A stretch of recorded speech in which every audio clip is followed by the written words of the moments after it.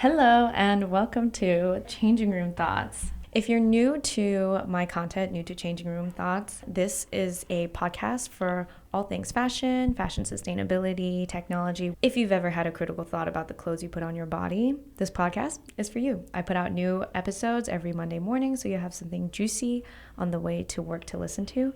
I am so super excited for today's very special episode because he is one of my favorite fashion creatives on TikTok with the most accurate fashion predictions. You could call him Raven Baxter. If you're looking for an honest voice, he will deliver the most hilarious and scathing read on a busted red carpet look, so be careful what you wish for. He's not afraid to call anyone out, Beyonce, Anna Wintour, Pierre Moss, and that's one of the things I love most about him, as I'm sure you will too. Give it up for Mars Scott, lover of all things iconic. Hi, I'm excited to be here. I'm Mars, lover of all things iconic, and I am a fashion creative where you can find me on TikTok at mars.orbit. You can also find me on Instagram of the same name and the same thing on Twitter. I'm never going to call it X, so it's always going to be Twitter to me. And on YouTube, it's mars.orbit as well, which more content will be coming there soon. Thanks for having me, Karina. I'm ready to kick the shits and giggles. Today's episode is super exciting because Mars and I are doing a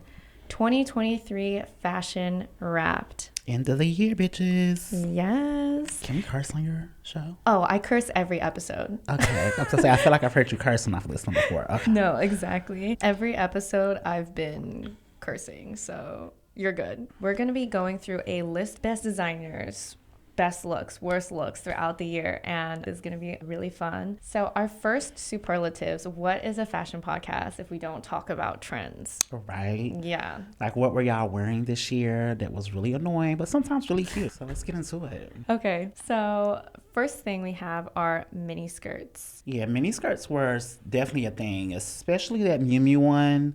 Like, I just feel like I've seen it everywhere. And although it came out a minute ago, it just really, like, keeps showing up. And, like, different brands kind of picked up on that.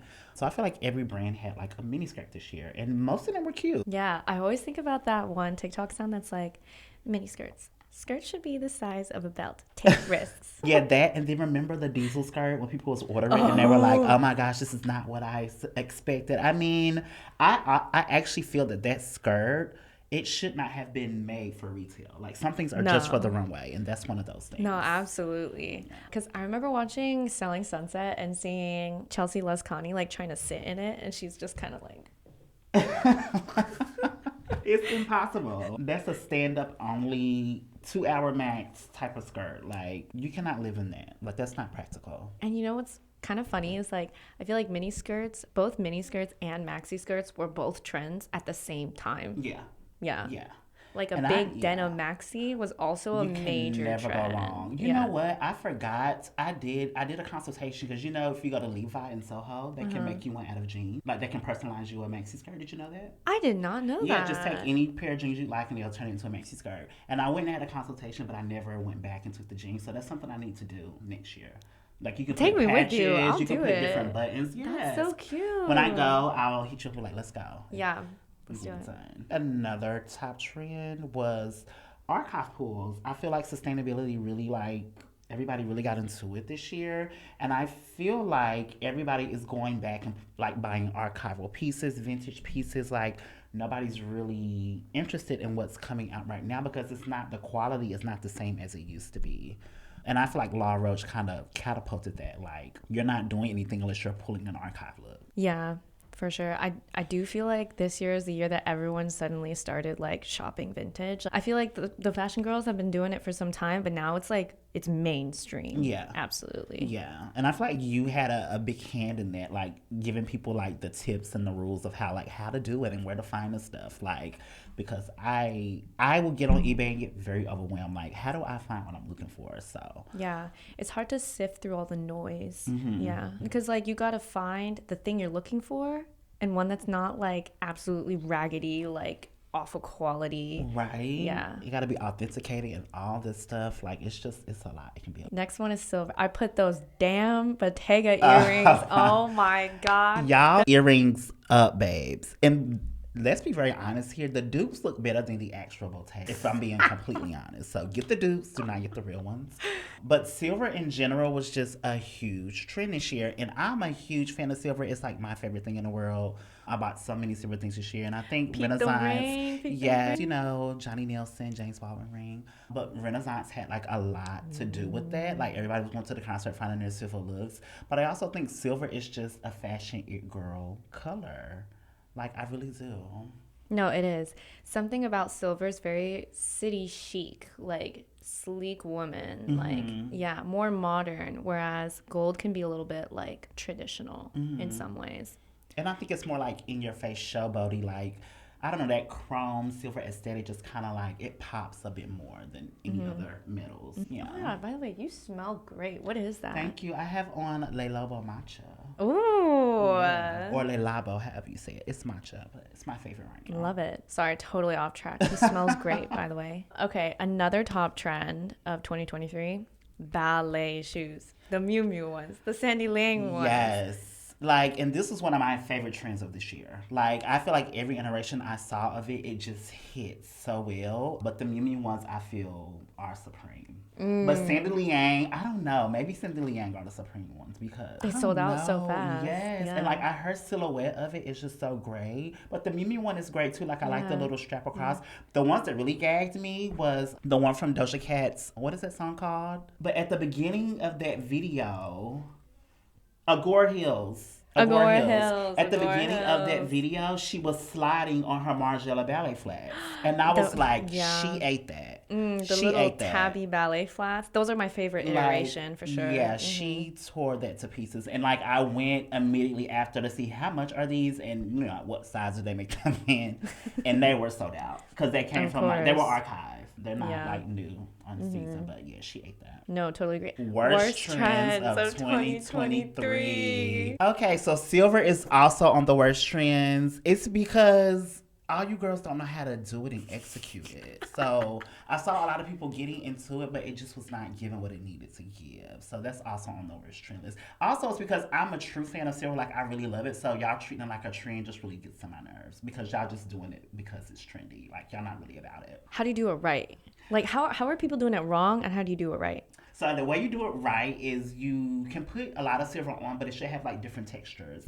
Like, for example, if you're gonna put on a silver pant, then if it's leather or pleather, try to have like a silver bag that's like quilted or just some type of different texture. And sometimes I feel like silver is also just a pop. Like you can't do a whole silver look because it gives like 10 men. So it's like just do a hint of it. Don't do a whole entire look of It's giving lead paint. Yeah, like it's doing too much. Yeah. And also the shades too. Like if you're gonna do a silver, do a silver. Do not do a gray. Like do a chrome or silver. Like, Not a gunmetal. yeah, like which that can be cute sometimes, but Yeah, yeah, it's not differentiate. silver. It's not silver. Yeah. So the next trend, Oh my gosh, this was gonna cause a ruckus. cores. Oh my gosh, I'm so sick of the cores. The cottage core, the Barbie core, Leah core, Y2K core. Like it's just too much. Okay, I'm gonna counter that because I actually love typifying people. I love psychoanalyzing people, being like, oh, this is a blah blah blah person. I think it can be a little bit limiting though, which I can see what you mean because it's like fashion shouldn't box people in so much. Yeah, But at the same time, people love to be boxed in. they do. People love to be told, like, oh, you're a such and such sign. That means that you're neurotypical, blah, blah, blah. People always fall into this trap of wanting to define themselves in very certain, easy ways because it's just lazy. It can be a little lazy. That's what I was gonna say. Like Yeah. it kind of helps you. It helps your shopping experience, but I don't feel that it helps you find your personal style. Yeah. Like if you're just stuck in a core, like it's very limited as Yeah. opposed to like pick what you like and like create your own personal style. And I feel like cores kind of limit that. They're fun, but they're annoying too. Yeah. Yeah. No, I totally feel that because it takes a lot of self-reflection, a lot of work, internal work that most people don't have the patience for Yeah. to develop true personal style. Yeah. Yeah, which we talked about a little bit on the last episode. The Last last one. trend, TikTok shop. I just can't.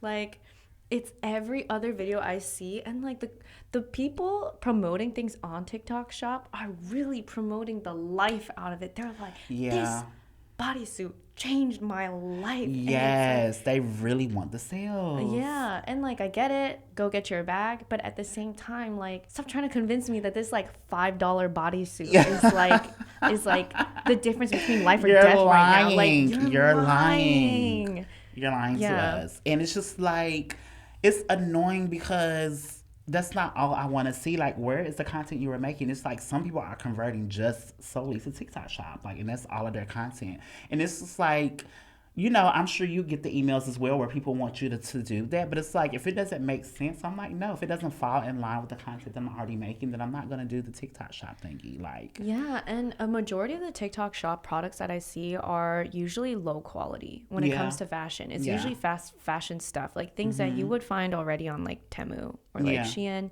which if that's like something that you have to do because of like price or size concerns, like I totally get that. But there are so many fashion girlies doing it that don't have to be doing it. You know what I mean? right. Like, So- you have to have some substance, just Yeah. a little bit, especially if you want people to take your content seriously. Like, Exactly. Like all the originality, all of like the fashion creativity gone. Yeah. Gone. Yeah. And I feel I'm much more convinced to buy what you're selling if I have to go off of TikTok to find it. But that's just me. Yeah. Like, if you're talking about, oh, I love this designer, and I go off, like when you introduced me to Cindy Liang. So I watched that video, I got off and researched who she was. And I was like, oh, this is cute. But had you had like a link by here, I would have been like, ciao. It takes away like, you know, the mysterious Yeah. and the umph. Like, I want to really get into it if I'm a buyer. But I'm an intentional true. buyer too. So a lot of Yeah. people are not. Period. Wait, do we have a sound for this? Worst trends of 2023. Right.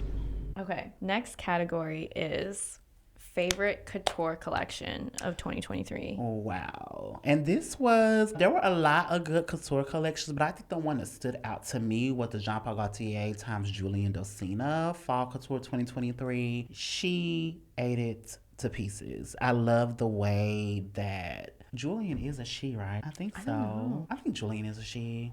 If they're not, I mean, I call everybody a girl. So she just really ate it up. The look in particular that really gagged, I would say he. It's 2023. They. Right. So Julian Docina, they ate it up. They really looked into the archive and like the whole aesthetic of Jean Paul Gaultier and brought it in a completely different way. Like the top made out of ties, excellent. The look with the combo that Kelly Rowland just wore to the Renaissance premiere in LA, excellent. So that was my favorite. What was yours? Okay, my favorite definitely has to be Robert One. Another good one, yeah. Oh my God. Just Yeah. like, it's one of those collections where you're looking at it and you're like, oh, is this AI generated? Oh my God, no. That's like real. Yeah. First of all, it had a cohesive theme throughout all of the looks. Yeah. Like there were clear, recurring like patterns and motifs, very strong structural elements. Yes. And the embellishments are not like, you don't get lost in it. I think sometimes with couture, there's so many like sequins, feathers, like it's all layered on top to show off the craftsmanship that the artistic vision sometimes is just kind of lost in the sea of like, this dress took like 50,000 hours to make. But that's not the case with Robert One. This bleeding coat, like the way the feathers are protruding from those holes, So good. it's so good. And Was this the same collection where he had the burnt look too? yes, like the Yeah. burnt dress. There are so many iconic dresses from this collection. The burnt dress, the wine stain dress, like the rain with like the crystals dripping off of the umbrella. Somebody wore that. I can't think of it right now, but somebody Yeah, wore that. yeah. And it ate. And his branding, you can look at a piece and be like, that's Robert. You don't have to think twice about it. That's Exactly. strong detail Yeah. branding that I And it's love. his first couture collection. That's Yeah. the crazy. That's Yeah. so crazy to me. Yeah. So that's my top. Okay, Yeah, cute. I think Thames wore him. The skier Eileen Gu wore him. Burna Boy wore him for his tour this year. Oh. Yeah, like he had custom tour looks. It was really, which it matched because you know that burnt look he made that for Burna Boy too for tour. It's Oh, cute. that makes sense. That Yeah. makes sense. Very cool. What we got next? Ooh, okay. Love this category. Favorite ready to wear of 2023. So my favorite ready to wear was Martine Rose Spring 2024 menswear. Martine Rose is the it girl of the moment. Get with it or get lost. And this collection really played with androgyny, and I'm big on that because I've always shopped in the women and the men's section. And my favorite thing is to buy a women's wear look and make it look very masculine, and opposite by a very masculine look, make it look feminine. And I feel like this collection just does that perfectly. I want every piece. I love that. I don't think it's necessarily a trend. I think it's more of like a cultural shift where androgynous dressing is becoming a lot more acceptable Yeah, and for also sure. a lot more not just widely adopted, but like the creativity in that category of fashion is so incredible because once you remove the boundary of like gendered dressing, Yeah. things get so much more creatively interesting. Yeah, and it's a lot more fun, a lot more comfortable. Like, I really hope we get to a place like when you're shopping on Essence, it's not men and women's, it's like jeans, coats, like, and you can just look through Yeah. instead of like separating things by gender because I don't think it's needed at this point, Yeah. especially with like high end designer wear. It's not needed. Yeah. Yeah. Very good point. What about you? Your favorite either? Ooh. Yeah.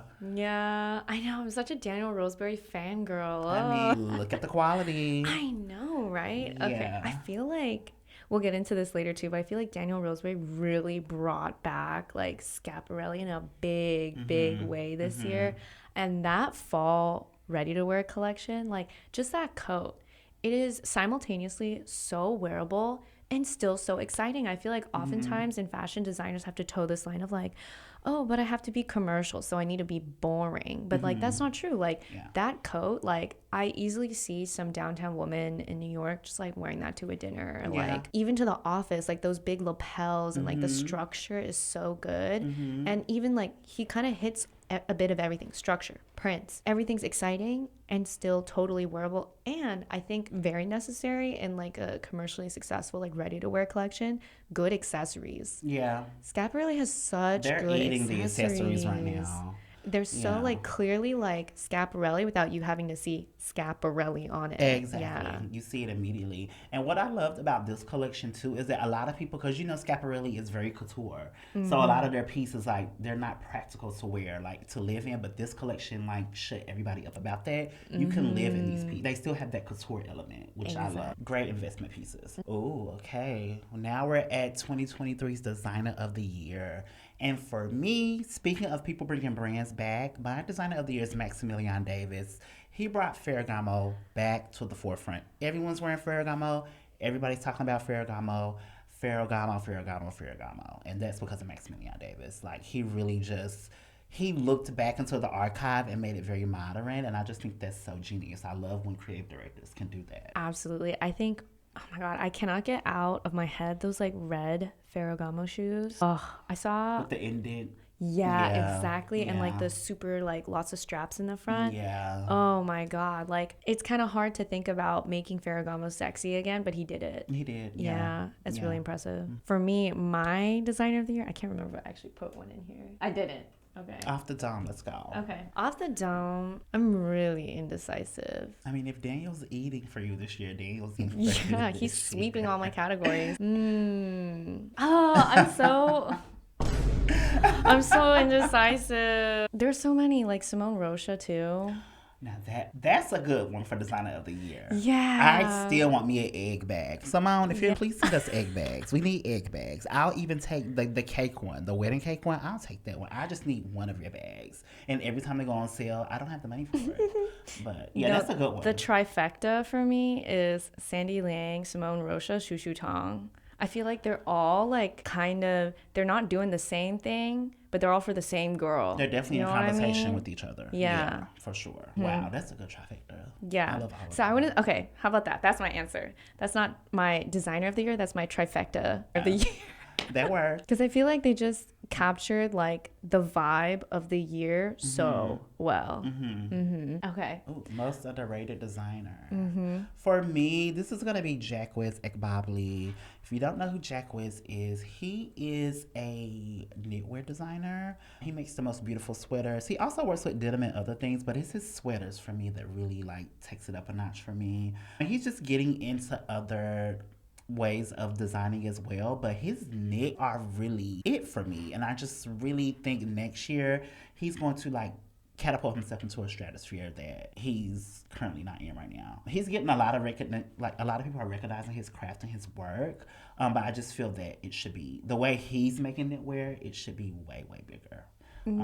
So, and I'm sure it'll come for him. But that's my most underrated. Who's yours? Okay, for me, I'm a little biased. My favorite, again, indecisive. But I have three most underrated designers that I love. I'm a little biased because two of them I actually know personally, so but I can't help it. So one is Da Wang. She Okay. does chinoiserie but streetwear. So a modern take on chinoiserie, which is Chinese traditional clothes. So started off with some qipao type things, and you'll see a recurring theme in a lot of her work is brocade. And because of like some people having some wet feet about like cultural appropriation and feeling like they can't really buy into her brand, I think that's something that she's run into when it comes to growth. Like she's grown so well in the Chinese American, Asian American community, and she really wants to expand beyond that category, but like other people don't want to be called like cultural appropriators. So she's been I get that too. So she's been taking elements of chinoiserie design and making it more and more modern and less so like strictly like so overtly Chinese. Like this skirt with the hip cutouts, the line, the piping down the middle is done in like periwinkle brocade. And Wow. The silhouette is beautiful. I'm definitely going to be researching this brand more later on. I love Da Wang. I think her stuff is so underrated, and the pieces are honestly so high quality. Like I have a pair of her patchwork, and she's also very sustainable. She does a lot of reworking workshops you can go into in person, and like she'll custom them for you and stuff. Like she's a very down to earth emerging designer, but like this t-shirt, for example. Oh, and the price is nice. I know. It's like not that crazy. I love this shirt. Like the hoodies. Yeah. And like she has, oh my God, this shirt. I want this shirt so bad, but it's not good for like girls with boobies. But like that's very like, it's chic. You can wear it no matter what culture you come from, but there is still that element of like, it was inspired by like chinoiserie. So that there's Daisy Da Wang. The other one is Chan Chit Lo. Chan Chit Lo also does a lot of knitwear, but she hand crochets a lot of her stuff, and she does a lot of like big volume, like sometimes even a little almost Rei Kawakubo-esque. She even like spins her own yarn from dead stock sometimes. Yeah. I love a sustainable designer. It gets no better than that. Yeah, and about a third to half of her collections are made to order. Yes. So there's no waste. There's no like overproduction. Yes. Yeah. And then my last one, because I'm an indecisive bitch. Jordan Willis. Jordan Willis is the it girl of the moment. I'm in agreement with this one. Yeah. Like all of those fishnet embellished dresses, like it is the epitome of dopamine dressing, maximalism to its finest. And I love all of the rap girlies like decked out in Jordan Willis. Like, and it still has that vintage element of like old glamour to it. Like it's so good. Jordan is killing it. Yeah. For sure. Okay. Next category. Who we got? Fashion scandals of the year. Scandals of the year. There's a lot. The first scandal we're going to talk about, which is kind of current, the girlies were mad that Paloma won Model of the Year over Anoki. And here's the thing. I agree. Anoki should have won because she just had a phenomenal year. Paloma is a great model, though. And Paloma is also just a great activist and voice in the community in general. And Paloma herself also wanted Anoki to win. I'm sure she was expecting Anoki to win. But I think Paloma is a great choice. I just think Anoki was just the obvious better choice. Yeah, I think there was a lot of discourse about just like the volume of work that Anoki had put in this year. Like, what was it? She was in like 50 something. She was everywhere. She was, yeah. And every time I saw her, it was a 10 out of 10. Yeah. Not a bad look, not a bad walk, not a bad anything. Yeah. I did feel bad because Paloma left social media because of so many people being like, oh, she doesn't deserve this. I think she is very deserving of the reward. Yeah. I think also the controversy being that there was some like shakeup with Anoki's management. Yeah. Like on her story. And that was kind of like, oh, maybe that's why she didn't get it. Yeah. And I also think like it's kind of like hypocritical because the brands are not being as size inclusive as they say they are, and Paloma did not have a huge year, which she could have had because y'all are lying about being size inclusive. So there were some brands that was like size inclusive. But even those brands, like when I would see Paloma in certain things, it was not flattering. It did Yeah. not look like the things that were on the like smaller frame models. So I feel like it's also a call to the table. You need to be size inclusive because models of the year are plus size, and you need to get with the times. True. Good call out. Another scandal of the year: Edward Enninful stepping down from British Vogue and leaving us in limbo of what he's going to do next. I just think there's a lot of shadiness going on here. I think on the surface, Edward probably was stepped down to like make it look better, but I think it's something shady going on. Really? Because British Vogue is just kicking American Vogue's ass. It has Yeah. been for years, and I really think that he should be over American Vogue, and Anna can like take a back seat, but I don't know. She's been doing this for so long. Yeah. Yeah. I'm very tired. Yeah. And good point that you mentioned that because Gabriella Kareev Johnson didn't renew her contract with Vogue. Which is also another scandal of the year because that happened after she voiced her support for Palestine. So, Yeah. which is weird because she's best friends with Gigi and Bella Hadid, who are Yeah. Palestinians, who have been on the cover of Vogue a million times. Yeah. So for her to get pressure for speaking up for Palestine, that's a bit weird to me. Another reason why I want Anna out the building, because what are you doing? I love these sound effects. They're so fun. Another scandal of the year. This is one of the biggest ones too. Law Roach retiring from styling you girls. Like he really put the pen down and said no more. Which this was such a huge scandal because Law at this time he was at the pinnacle. Like he was dressing everyone. He was best dressed on every red carpet. All of his clients were best dressed. So for him to like clock out at the pinnacle was just kind of like wow. Then after he talked about why he did it and just like all of the hurdles he had to go through as like a black stylist, it was like okay, I understand why he wanted to take a seat back because it just wasn't fun. Like if you can be the best stylist in the game and still have to deal with bullshit, like what do you have to look forward to? And I kind of understood him on that level. Yeah, I listened to his podcast episode on Emily Ratajkowski's podcast, The High Low, and he was talking about how he barely spent time with like his 5-year-old niece, and he felt so guilty for that. Like when there were like death and loss in his family, he wanted to be around more for that. Like, yeah, I can't blame him. Yeah.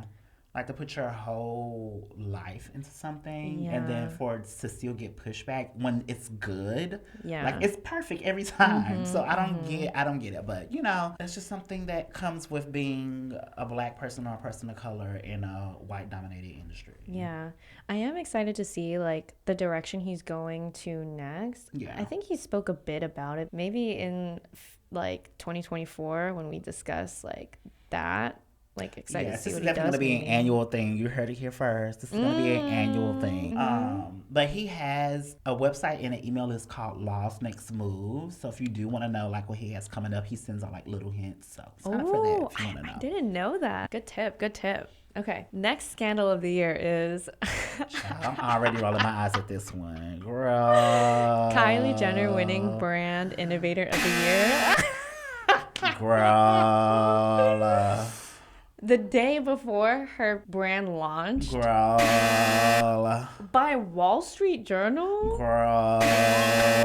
I'm done with it. Yeah, I'm sorry. It's not giving, girls. You're never gonna be respected for being a designer. Like, pack it up and take it to lunch and eat it up because we're not buying. No, because here's the thing is like, if she had given us her collection in leather and not pleather, like this was supposed to be your quiet luxury line. Right. The marketing for this was like, my name's Kylie. I woke up in Paris and I'm just getting ready for Fashion Week. You want to have us believe that this woman is getting ready for Fashion Week drowning in pleather. Yeah, and you know what the kicker Please. was? You didn't even wear your own designs on the To red carpet accept to the accept the award. award.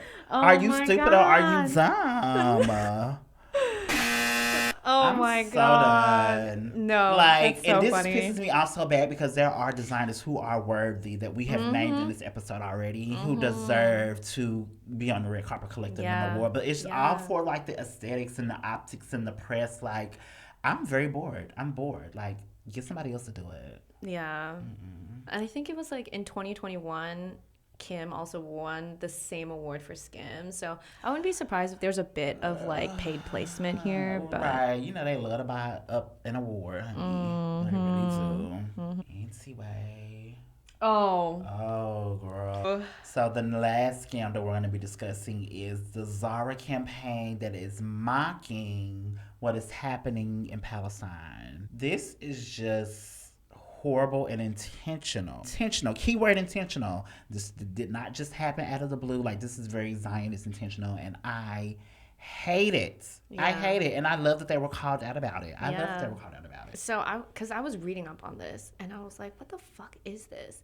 And then they were explaining like the inspiration behind the collection being like the art of like conservation of like artwork and sculptures. But like, why the fuck do you have Kristen McManamy holding a fucking body bag? Like, even if that was your inspiration, anyone could have just looked at that and thought twice. Like, I kind of wonder too, like, what's going on through Kristen's head? Is it like did she just get dragged into this? Did she also not see this? Like, who here just like, it makes no sense. If it really was about conservation, why do we also have like blown up like parts of the wall? Right, and there's like plastic and shit in the background. Yeah, like what part of conservation means you're like tearing down like blowing up walls and shit? It's because you're lying. Yeah. You're telling lies. Yeah. We're not dumb. We're not stupid. Get somebody else to do it. Yeah. No, that was fucking dumb. Okay. Ooh.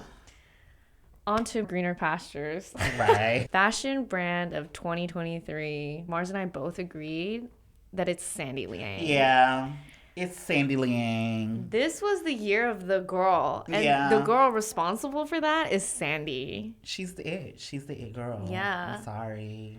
I feel like the whole girlification of this year is very much due to her bringing back the ballet slippers, the silhouettes too, just being very comfortable, being very youthful. It's just, I was reading a friend's like description of why everyone's obsessed with it being the year of the girl, is that when we're often faced with times of patriarchy and misogyny and life becomes so hard, you always just find comfort reverting back to a version of yourself before you were even aware of those things. And I think that's why like Sandy Liang resonates so well with the girls, because like that little jade bunny necklace, like it takes me back to a time when I was 5. Right, but it is so chic. Like, and when I look at her clothes, I see comfort, and it takes a talent to make a very structured, detailed garment comfortable. All of her things are comfortable. And I was telling Karina earlier that she introduced me to Sandy Liang. Like, she made a content about her, and so she introduced me to her. And then, like, you know, when you watch one thing on TikTok, you kind of see it up and down your FYP.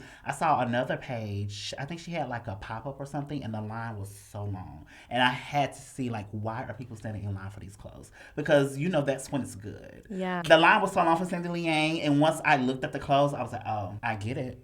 Yeah, for sure. Yeah. So yeah. Hats off to Sandy. Go off, Sandy. We're looking forward to 2024. Oh, I love this superlative. Yes. Fashion creative of 2023. Yes. So my fashion creative of the year would have to be Fashion Roadman. I love his perspective. And every time I watch his video, I always feel like I've been educated in something. Like, something is making more sense to me. And his posts is like, he's always talking about something first. Like, everybody else may catch on afterwards, but he's always first. And he's always right. Like, even his predictions, like, he's always right about things. Fashion Roadman. I love his YouTube channel. One of my favorite videos that I listen to that really just like, because sometimes I do get imposter syndrome talking about fashion, like getting on TikTok and the podcast talking about fashion, is Fashion Roadman's YouTube video on like what it's really like having worked in the fashion industry. And he just dishes on like how unqualified some people are in fashion who are there because of nepotism, which we all know nepo babies exist, but he really got into it. He's like, you would be surprised. And after that, I was like, damn, he's right. And it always comes out when you see the collections, like, who was designing this, like, or who approved this. Like, you're just here because of nepotism, and it's more deserving people. Okay, for me, I have definitely said Brenda Hashtag's name, Brenda Weischer, on this podcast way too many times, but I love her. I love her so much. She's so successful. Yeah. I'm so excited for the fact that she's Is she the black and white girlie? yeah. Oh, I'm obsessed Yeah. with Brenda. Hashtag. Who else has a person like she's besties with Rick Owens? Yeah. Like, no, she's just so cool. She has such a strong, well-researched point of view. Like, she's so sustainable and intentional with everything she does, and I love it. Yeah. But because I've talked about her so much, favorite fashion creative of the year is Soy Raka. I'm not familiar. Oh my god, I love Soy. Okay, so you would actually be so into him because he's very into like genderless dressing. Yeah, he actually did a TED talk on like men wearing skirts and how like he's been kind of like targeted on the internet for like wearing skirts and dressing kind of feminine, and that being an affront to his masculinity when he's very comfortable in his masculinity. And his videos are not only like edited to perfection, like production quality is so beautiful, but he truly has an appreciation for intentionally buying finer things in life. Like he came out with this guide for building a designer wardrobe on a budget, and I ate that shit up. I was going through my own 2024 planning, and I was like, okay, I'm gonna do that. I'm doing Soy's checklist. So yeah, if you haven't checked him out before, I'd highly recommend giving Soy a follow. Yeah, I will be following Soy. Yeah, and I love it because he's good for all kinds of audiences, however you identify. So Is he like prominent on TikTok, Instagram, all of them? TikTok, okay. TikTok and Instagram, I think. Gotcha. I know he also has a YouTube channel, but I don't think he's updated it recently. Oh my god, I sound so creepy. I'm like, So let the girls know. yeah. Now I gotta do my research. Ooh. Now this is probably going to be one of my favorite things that we talk about today. So 2023 Stylist of the Year. Because I just feel that stylists don't get enough credit. They do so much of the work. They create so much of the moment, but they don't get the credit. For me, Stylist of the Year is going to Shiona Turini. Shiona Turini has been my favorite stylist for so long because she has styled one of my favorite... Well, my style icon is Solange Knowles. And Shiona styled some of her earlier videos, like Don't Touch My Hair and Cranes in the Sky. Like, it's just perfect styling. But she was also the lead stylist on the Renaissance World Tour. And what she was able to curate and create for this tour, the Loewe bodysuit, that's iconic imagery. Like, she really ate this entire year to pieces. And she's just that girl. Every look is a hit. Every look is a hit. Like, sometimes I'll be like, I don't like it, but I can understand why she put it together. Yeah. So I'm very obsessed with Shiona Turini. So she's my stylist of the year. Wow. And she also did the Beyonce as Donatella Versace look, which I thought was so fun. Yeah, that's what I love about her, because she actually sits with the design teams and she brings them into Beyonce's world, as opposed to like, you know, most times you'll pull a look, but you have to like pull off their look. No, designers have to adjust to what Beyonce's aesthetic is. And she's very good at curating that and pulling that together. Yeah, yeah. Like the Mugler, like B look. The Mugler bodysuit. Ugh. So good. So good. She's Good also pick. a good archival pullist too. Like, she pulls good looks. Yeah, she's that girl for sure. Love it. Who's your stylist of the year? Okay, for me, Good choice. This is such a good choice. Such a good choice. I ate. Okay, this year I feel like we all did, but I ate that Barbie shit up All the way. Oh my god. Buffet, okay? Buffet Yeah. ate. I have to say, Andrew Mukamel's work with the Yeah. Barbie tour, every single, I definitely And had, it's still eating. Like, she's still pulling looks right now. Yeah, like even after her premiere, she's still pulling looks, and all these looks are so like her custom Schiaparelli dress, and the fact that they're all like modeled after, of course they're all modeled after real Barbies, but to Yeah. like pull it off, to collaborate with so many different designers to like do the vision all together, Yeah. and orchestra, like logistically, that's insane. Yeah. Like all of this.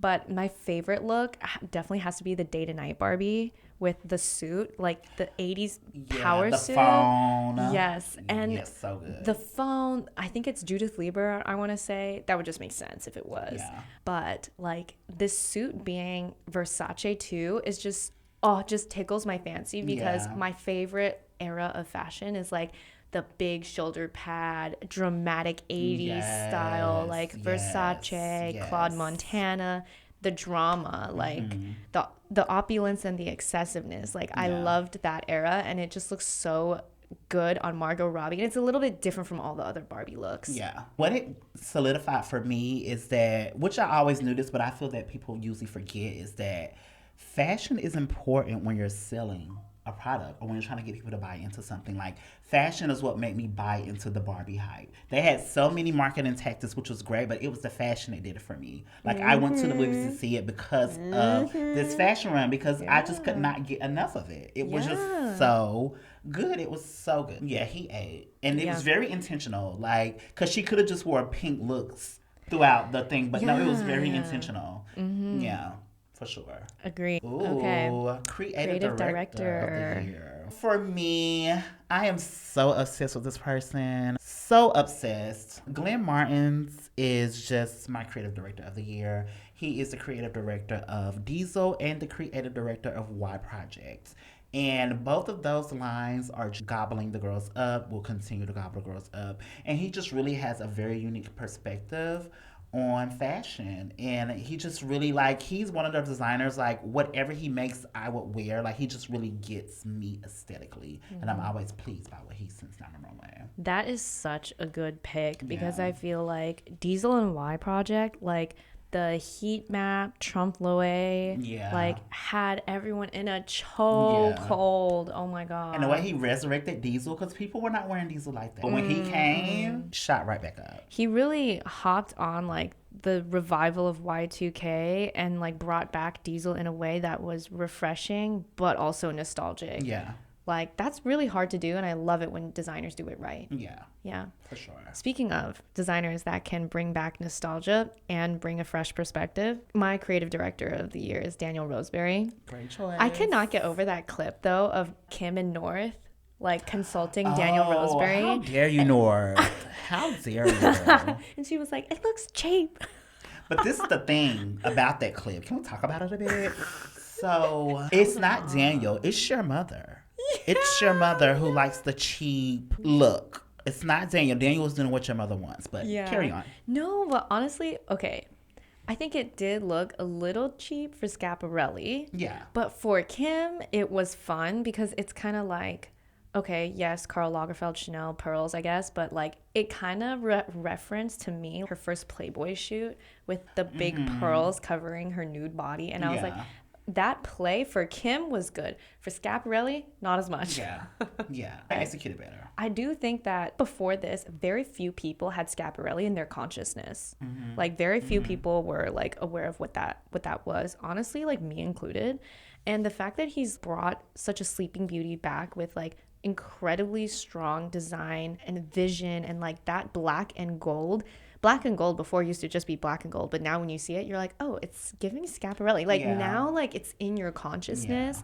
And the work that he's done, not only through his designs, through couture, so many good looks, and the ready to wear, and all of the right like celebrity placements, like Kim's look being cheap or not, like brought it back. He's really brought it back. Yeah. And can I make a request, Daniel Roseberry, for the Silver Girlies? Can we get a capsule silver collection? I know it's all about the gold, but give us some silver. You know, I would like to participate. Thanks. Daniel Roseberry, you have my heart. Okay. Worst red carpet looks of 2023. All right. So when I saw this topic, one look stuck out to me, and it is Money Long. And she wore Mugler to the iHeartRadio Music Awards this year.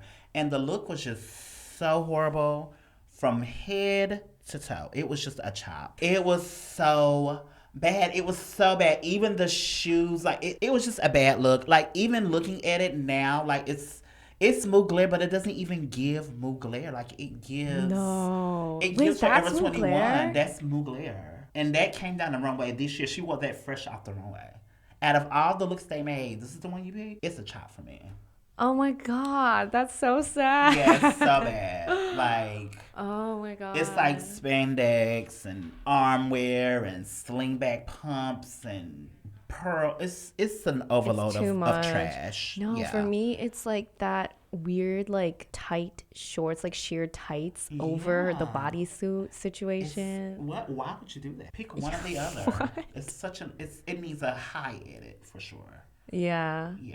That's the worst looks. There were many looks that were chops this year, but this one just took the cake from me. Okay, so I was thinking about this one, and for me, like, I think you're more tapped into like all the award show looks, which there can be a lot more variance. Uh-huh. For me, my least favorite look was Kendall Jenner's at the Met Gala. I can't explain why, I just hated it. Oh my gosh, this was so bad. I know, like, I think it's Marc Jacobs though. I just like, it was just the most lazy interpretation I could possibly imagine. And I Yeah. think she also came with Wolford, like the tights company. So I get that she had to show her legs, but I was just like, something about this is just, I don't know why Yeah, it's it's so awful. off-putting. It Yeah. makes me uncomfortable. Yeah. Like, I don't know why. Like, it's not even like the worst look. Like, her body looks great, I guess. But I don't know. It's just like her feet look so tiny. Yeah, this is not a look that she could carry. She couldn't carry this look. Yeah. Like maybe if this was on a Doja, it would eat down. But Yeah, she yeah. cannot carry that look. And I think there was another one. It was, oh, it makes me so sad because I love the City Girls. I can't remember who it was. I love the City Girls too. As you can see, I have on my JT merch, you know, my cunty cap.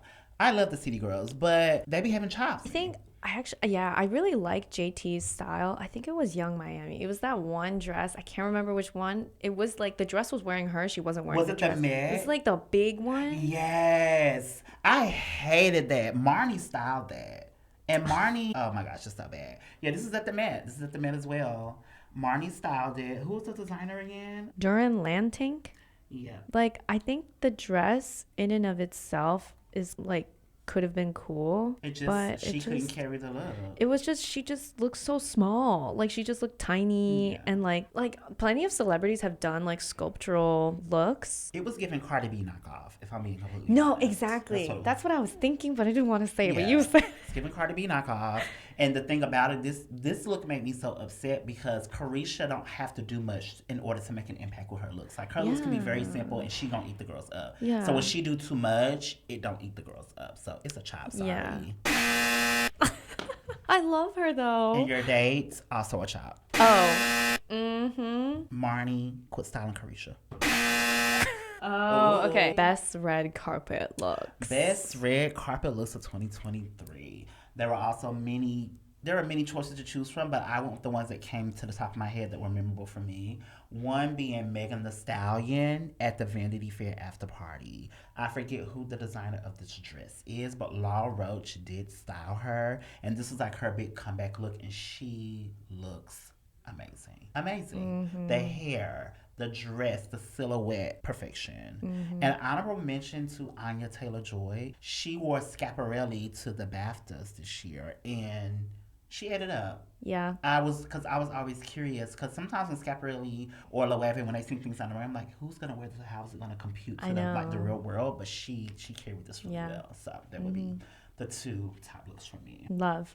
Agree. Oh, okay. For me, there was one look and one look only. Like, I could not This is get this such a out of good my choice. head. Such a It good was choice. living in my head rent free for like a couple months after. But it's Anok Yai at the Met Gala in Prabal Garang. Yeah. Oh my God. Like, I just can't. The train, the embellishments, like The just her skin. skin. She's glowing. She looks literally like dipped in melted chocolate. Yeah. Yeah. And like, I also love like the little veil. Mm-hmm. Like, she totally could have not done the veil, but the veil definitely added this like this air of like being otherworldly, like truly a goddess. Like, that was my first thought when I saw her. I was like, oh my God, like, and she she's like not she from walked this the red earth. carpet early. She walked the red carpet early, so everyone that came after her, it was just like, oh well, we saw what we needed to see. No, exactly. She won the carpet for sure. Yeah. Let's get into the meat of the potatoes. Best dressed celebrities of 2023. And I picked one girl and one girl only. She is the girl of the moment. She is the it girl. She can wear anything. And that is Miss Kalila. And what made me choose her is that I saw her this summer in Brooklyn. She did like a concert in Brooklyn. And she wore head to toe Maximilian Davis Ferragamo. Ah, the way to your heart. And it was like she had a fan blowing on her, so it was like the dress was blowing in the wind. Oh. The shoes were just, she had on the silver like knee high boots. It just took my breath away. But every time I see Kalila in a look, she looks amazing. I also saw her at BAM. She had a concert at BAM, the museum in Brooklyn, and she had like this dress that had like a cutout of her midriff. It was just amazing. Kalila, she doesn't get enough of praise because she starts a lot of trends, but people don't really give that to her. But she's the one to watch. She's the one to, if you're gonna model your personal style to somebody, I would pick Kalila. She's great. I love this because I've actually never heard of her before. Really? Yeah, you've introduced me to her. She's great. Her music's great. Even like the aesthetic of her music videos, like everything is just, it's so on point and it's so intentional. Like it just makes, like, she's definitely the fashion girl for me. Well, I'm definitely going to get into a little bit of like a research hole when I get back after this. Yes, please get into some Kalila, honey. I've learned so much from Mars. Same. I learned so much from you too. Oh. Like the girls that do their research, the girls that don't do your research, I'm ignoring you. I love this thing. Okay, for me, a very mainstream celebrity. However, Great choice. she's just so fun. She's taking it. My best dressed celebrity of this year for me, Doja Cat. Just because she is truly having a conversation with all of her viewers, haters or not. Like, first of all, her Schiaparelli look Yeah. with the head to toe, like Swarovski crystals a la Pat McGrath. Like, the fact that she not only turned like the look, one of the looks of the year, but then she even clapped back to everyone who said she should have had eyelashes. And then the next show that she went to, Victor and Rolf, and then she showed up with eyelashes on her eyebrows. Yeah. Eyelash mascara. She's just so fucking funny. Like, you could never. Yeah. Like, she's truly original, and whether or Yeah. not she's working with a stylist, it doesn't fucking She matter. is. I was gonna say her Yeah. stylist Brett. They have a great relationship and Yeah. rapport. Like I love the relationships of like a Law and a Zendaya, a Brett and a Doja. Yeah. Like when you find that relationship that works, like their relationship just works. Yeah, like, And he doesn't. I haven't seen him work with anybody else. I feel like Doja is like his client. Yeah. I feel like you have to like, for her kind of personality that is so strong and so original and outspoken, it's not like the kind, she can't have a relationship with a stylist that's just like hot potato. Yeah. Like, you got to be with her and Yeah. like willing to like share her point of view with the Yeah. with the world. And I take that back. He has worked with like Lizzo and some others before, but Doja Yeah. is his main client. Yeah. And he eats it every time. Oh my God. Like, she just looks so good. And all of her red carpet, her fashion week stuff, and like being Choupette at Yeah, her the Oscar de Karl la Lagerfeld- Renta dress. Yeah. Oh my God. I'm so glad that she actually showed up like that. Like, she's just so original. Yeah. And like, okay, I also love, because like last year for Doja, I feel like was very like candy, very like, very girly, very, I hate that word, but like very. It was very pop aesthetic. Yeah, it was very. Yeah. She was your pop princess. Yeah. And I feel like now she's your evil queen. Yeah, but I like, love the darkness. I love this era, Yeah, and I love like this. I love how much she's embodied that aesthetic. I feel like this is her returning to like who she's always been, and you can feel it. And I Yeah. love that. Like, she's always been that edgy e-girl. You know Yeah. what I mean? She's always been that like kind of like quirky internet princess. And I love that. I love like the way that it's come through with her styling and her getting more edgy, and everyone's all mad about it and like she doesn't care. In particular, one of the looks I love the most is that I don't know who the designer is, but that webbed dress look. Was that the VMAs? I think it was the I think so. VMAs. Yeah. that And the way dress she was did her good. makeup, and I loved her hair in this era. I know Yeah. everyone was giving her shit for it, but I love it. Yeah. And like, she marketed her album through her fashion in the best way. Yeah. Yeah. So she's celebrity of the year for me. That's our 2023 fashion wrap. I think it was a good wrap. I think we Yeah. picked some good choices. But as always, I would love to know what you guys think and what your choices are. So, leave a comment or, let us know. Yeah. Do you agree? Do you disagree? Are we going to have to throw hands in the comments? Exactly. Because we said what we said. And we ain't changing it. Thank you so much for listening. And if you don't already follow Mars, you absolutely should. Follow me. Come follow me. Again, I'm Mars Orbits on TikTok, IG, Twitter. And so, yeah, come say hey. I don't bite. Do you do like YouTube videos, like long form? I don't. I have tried to in the past. I'm going to start back though. Okay. Because I hear that's where the real coins are. I'm trying to get to the real coins. That's because also what I'm trying I can spend 3 hours on a TikTok. Yeah. Like the editing and the research. Like it The takes me so long. research. So if I'm going to spend that much time, I might as well just, also throw some long form up on YouTube. Yeah. Might as Yeah. well. That's so true. TikTok is, because of TikTok Shop, I'm like sad that it's sort of dying. So Yeah. that's why I'm moving so much of my platform onto long form content. Yeah. Speaking of which, the podcast I publish on Spotify, Apple Podcasts, and YouTube. However, I used to have a separate channel just for the podcast on YouTube. I'm moving it now to my personal channel. And that personal channel not only has the podcast, but also has vlogs, other content related or not related to fashion. And I'm coming out with a new vlog series called Fashion Girly Files, which is basically just going to be behind the scenes, like week in the life, day in the life of a fashion girly, because I get a lot of questions about that, like balancing a 9 to 5 and passion. Oh my So, God. Let's talk about that one day. Yeah, that's So a good hard. that's a good one. Yeah. But yeah, thanks for tuning in. Yes, thanks for tuning in. Oh, before we go, I will be launching a podcast soon. You heard it here first. And I'll let you know more soon. Okay, see you next Monday. Bye.